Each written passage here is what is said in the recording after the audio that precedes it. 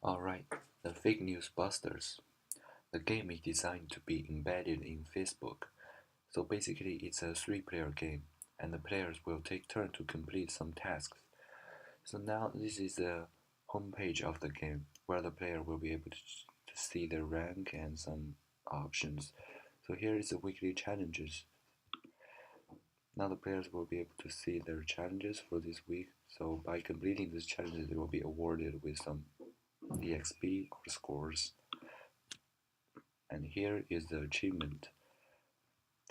The player will be able to see the progress of their achievement. By completing this achievement, they will get some reputation in the Facebook. And here is the preference part.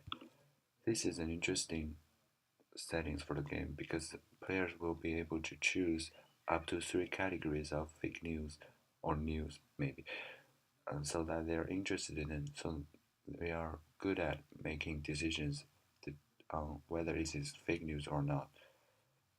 So here, for example, I can choose word, politics, and science, and then I can confirm. After that, all the news appear in the game for me will be only limited to these 3 categories. And here's a leaderboard showing your ranks among all of your friends in Facebook.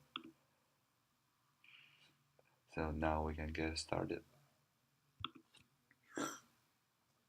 Finding players, find a game. Now it's my turn. So now basically, I have to choose one news between these two news that I'm more confident whether it is fake or not. In this case, I'm sure that the news on the right side here, this news is fake, but I'm not sure whether it is fake or not. So I select this news, I tell them this is fake, and I used up to 10 seconds. So the 10 seconds will be the minimum for the other two players to make the decision.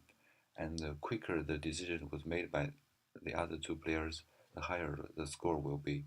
So it's like the quicker you made the decision, that means you are more confident with it. So if that was correct, you will be awarded with more points. So now I can click this, and we are just waiting both of the two players to make some decision. Here you see here. Oh, they made an agreement here, though this didn't match, but this do match. And some scores will be awarded to you and to the other two players as well, because this player made the decision first, not so he got more points than the other player. So, and now just like the previous round, now the player 2 has specified the news that he thinks the news was fake. And please note that the sources of the news and the timestamp of the news were um, were hidden from your perspective of view, because that will be the information for the player to decide whether it was a fake or not. But you should only decide the categories of the news depending purely on the content instead of the background information. So now I think this news is a conspiracy. So I click this. Another thing is deceptive. It was deceptive as well. So I choose this.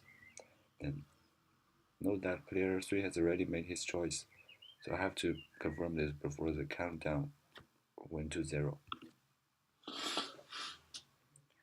Oh, now we have a perfect agreement that we have made 100% matches with the other player. So that basically suggesting that the conspiracy and deceptive may be a good label for the fake news, and the player 2 has made a perfect choice. These news are more likely to be fake. And here's the score list.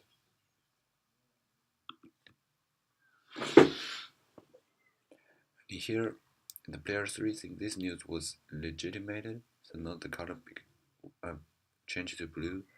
So I think it was legitimate as well, so I choose not fake. Then I confirm. Now waiting for player 2 to make decision. Oops.